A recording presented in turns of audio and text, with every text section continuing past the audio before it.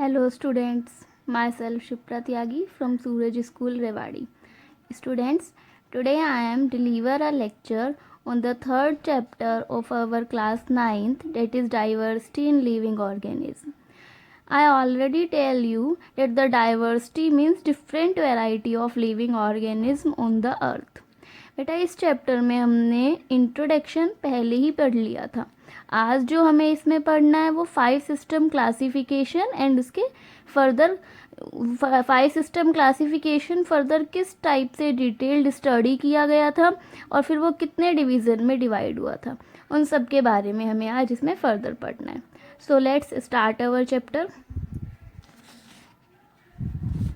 Yes, 5 system of classification. I already told you that there are system of classification. First of 2 system. अगर देखो एक रहेगा तो कोई सिस्टम ही नहीं है, 2 हो जाते हैं तभी तो हम उसको क्लासीफाई करेंगे. एक ऑर्गेनिज्म है तो उसको तो आप कहीं भी रख दो, इसलिए सिस्टम होते हैं 2 से start. 2 system classification, 3 system classification, 4 system classification and 5 system classification. 5 system classification was the most important system of classification. It was given by R.H. Whitaker. Okay. So according to R.H. Whitaker, this system is divided into 5 categories named as Monera, Protista, Fungi, Plantae and last में Animalia, because ये सबसे complex है. तो इन सब को पढ़ने के लिए हमें अब इन 1 by 1 इनको डिटेल्ड पढ़ना है.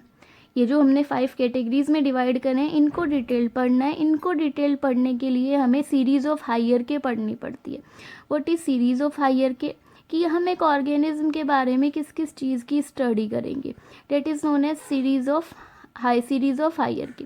सीरीज ऑफ हायर के को हम किस तरीके से लर्न करेंगे? KPC of GS. आपको ये सीरीज़ याद रखनी है और इस सीरीज़ पे क्वेश्चन आता है. ये पूछा जाता है कि इसकी सीरीज़ बताओ, हायर के सीरीज़. तो आपको ये याद रखना है KPC, ऐसे याद रखिए, KPC of GS. KPC of GS. देखो अब इसको कैसे एक्सप्लेन करते हैं. K for kingdom, P for phylum, C for class, O for order, F for family, G for genus, S for species. तो किंगडम जो होता है वो सबसे लार्जेस्ट है और स्पीसीज सबसे लास्ट में है, तो वो सबसे स्मॉलेस्ट है. ओके. तो किंगडम जो होती है वो लार्जेस्ट होती है और जो स्पीसीज होती है वो सबसे स्मॉलेस्ट होती है. तो हमें ये पूरी सीरीज़ लर्न करनी होती है. ये सीरीज़ पे क्वेश्चन आता है कि हायरकी की सीरीज़ बताओ. तो सीरीज़ हम याद करेंगे KPC ऑफ GS.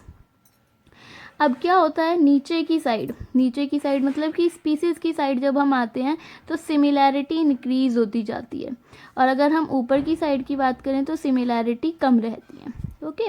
क्या क्या होते हैं ये सब? Kingdom division. किंगडम हायर की होती है. किसी भी ऑर्गेनिज्म में जो शेयर करते हैं करेक्टर्स, कम कॉमन करेक्टर्स होते हैं, जैसे कि प्लांट है और एनिमल है. प्लांट किंगडम, एनिमल किंगडम, इन दोनों में क्या शेयर है, दोनों में क्या कॉमन है कि ये दोनों लिविंग हैं बस. तो बहुत ही कम करेक्टर कॉमन है, तो ये किंगडम है. नेक्स्ट आता है वर्ड प्लांटी एंड डिवीज़न. देखिए 2 वर्ड हैं, Plantae and division. P for plant, तो P फॉर प्लांट है तो P फॉर फाइलम नहीं होगा, दोनों P एक साथ नहीं आएंगे. आप इसको ऐसे लर्न रखो. तो प्लांट के साथ फाइलम नहीं आएगा तो प्लांट के साथ वर्ड आएगा डिवीज़न, और फिर एनिमल्स के साथ वर्ड आएगा फाइलम. मतलब अगर आप प्लांट के बारे में पढ़ते हो तो आप डिवीज़न वर्ड यूज़ करोगे, अगर आप एनिमल्स के बारे में पढ़ते हो तो आप फाइलम वर्ड यूज़ करोगे. तो अगर हम इन प्लांट और एनिमल्स को फर्दर पढ़ते हैं तो जो जो कॉमन कैरेक्टर्स, हमें कुछ प्लांट मिलते हैं जो कॉमन हैं, एक जैसे हैं, कुछ सेम कैरेक्टर शो कर रहे हैं, उसको हम सेम डिवीज़न में लिखेंगे. हम कुछ एनिमल्स पढ़ते हैं जो एक जैसे कैरेक्टर शो करते हैं, उसको हम फाइलम्स में रखेंगे. ओके. नेक्स्ट इसी तरीके से आती हैं क्लास. क्लास क्या होता है? ये ग्रुप होती है रिलेटेड ऑर्डर्स. कौन कौन से रिलेटेड ऑर्डर्स हैं उनका ग्रुप है. Order group of related family. Family genus की तरह है और जीनस स्पीसीज. तो स्पीसीज लोवेस्ट कैटेगरी होती है किसी भी हायरार्की की, जिसमें इसके स्पीसीज के अंदर हमारे मॉर्फोलॉजिकल और फंक्शनल कैरेक्टरिस्टिक्स सेम रहते हैं. मॉर्फोलॉजिकल मतलब बॉडी स्ट्रक्चरल कैरेक्टरिस्टिक्स और हमारी बॉडी की फंक्शनल कैरेक्टरिस्टिक्स सेम रहती हैं. ओके, अब हमें डिटेल पढ़ना है बेटा 5 system of classification. This system most important question was given by R.H. Whittaker. ये क्वेश्चन पूछा जाता है अगेन एंड अगेन। किसने दिया था 5 सिस्टम क्लासिफिकेशन? R.H. विटेकर ने। किस तरीके से दिया था? इन्होंने 5 में रख दिया था ऑर्गेनिज्म को। नाम दिया पहले का Monera, then Protista, then Fungi, then Plantae, then Animalia. Whittaker जो था उसने डिवाइड करा ऑर्गेनिज्म को 5 में। किसके बेसिस पे? कुछ मेन 4 पॉइंट कुछ मेन थे जिनके बेसिस पे उन्होंने 5 में करा। बिकॉज 5 में ही क्यों करा? ज़्यादा भी कर सकते थे और कम भी कर सकते थे। तो उनको कुछ 4 पॉइंट ऐसे मिले थे जिसके बेस पे उन्होंने इसको डिवाइड करा। तो वो कौन कौन से 4 पॉइंट्स थे? First of all complexity of cell structure, उनके सेल स्ट्रक्चर की कॉम्प्लेक्सिसिटी, उनकी body organisation, mode of nutrition and evolutionary relationship. उनकी कॉम्प्लेक्सिसिटी के बेस पे कि उनका सेल का स्ट्रक्चर कैसा है, जैसे हमने फर्स्ट चैप्टर में पढ़ा था plasma membrane structure. Body organisation मतलब सेल है उनकी बॉडी में या फिर टिश्यू है, मतलब खाली सेल तो नहीं है, टिश्यू बन रहे हैं नहीं बन रहे हैं, इस तरीके से। मोड ऑफ न्यूट्रिशन, खाना कैसे लेते हैं, ऑटोट्रॉफिक या heterotrophic. Evolutionary relationship, evolutionary life में वो कुछ रिलेशनशिप शो कर रहे हैं या नहीं कर रहे हैं, मीन्स प्रीवियस टाइम में उन दोनों के बीच में कुछ रिलेशनशिप था या नहीं था, मीन्स फूड का लेना देना या फिर रहने उनके हैबिटेट में कुछ similarity, that is known as relationship. तो हम इनको 1 बाय 1 पढ़ते हैं। फर्स्ट ऑफ ऑल आता है मोनेरा। बिल्कुल सिंपल है मोनेरा। मोनेरा क्या होता है? मोनेरा सबसे स्मॉलेस्ट है और सबसे सिंपलेस्ट है। सबसे फर्स्ट हम पढ़ रहे हैं तो सबसे छोटे से स्टार्ट करेंगे। It is smallest. Monera is the smallest and simplest prokaryote. हमने फर्स्ट चैप्टर में पढ़ा था prokaryote and eukaryote. Prokaryotes means primitive nucleus. तो सबसे सिंपलेस्ट हैं तो इनके पास प्रोकैरियोटिक टाइप का न्यूक्लियस था, ये यूकैरियोटिक नहीं थे। यूकैरियोटिक होते हैं जो कॉम्प्लेक्स होते चले जाते हैं, वो यूकैरियोटिक होते हैं। They are the first which come on earth. सबसे पहले अर्थ पे यही आए थे। कार्ल हुज एक साइंटिस्ट थे जिन्होंने किंगडम मोनेरा को डिवाइड कर दिया था 2 में। इन्होंने किंगडम मोनेरा को भी 2 कैटेगरी में डिवाइड कर दिया, जिसका नाम था आर्की बैक्टीरिया और यू बैक्टीरिया। तो जो आर्की बैक्टीरिया थे ये ऑटोट्रॉप्स थे, ये अपना खाना खुद बना लेते थे और ये जो एनर्जी लेते थे वो ऑक्सीडेशन ऑफ फूड, मतलब फूड को ऑक्सीडाइज्ड करके ब्रेक डाउन करके और उससे एनर्जी लेते थे, वो अमोनिया और मीथेन की फॉर्म में। अब ये जो होते हैं आर्की बैक्टीरिया फर्दर डिवाइडेड हो गए। देखो बेटा, पहले मोनेरा है, मोनेरा को कार्ल होज ने डिवाइड करा 2 में, archaebacteria and you bacteria.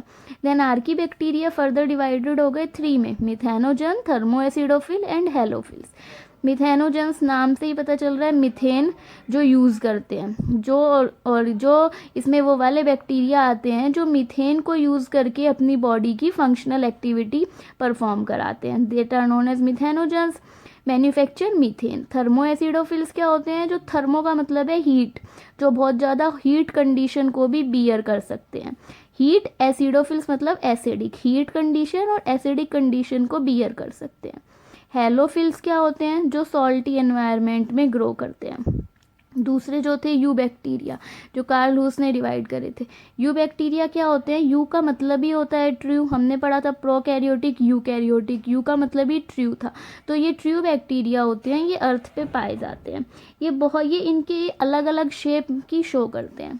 आपने ये 8th क्लास में पढ़े थे इन बैक्टीरिया की शेप, जो इस तरीके से राउंडेड है कोकस, जो इस टाइप के शेप में है बैसिलस, जो इस टाइप से शेप में है स्पायरिला, एंड जो इस टाइप की कॉमा शेप में है वो विब्रियो।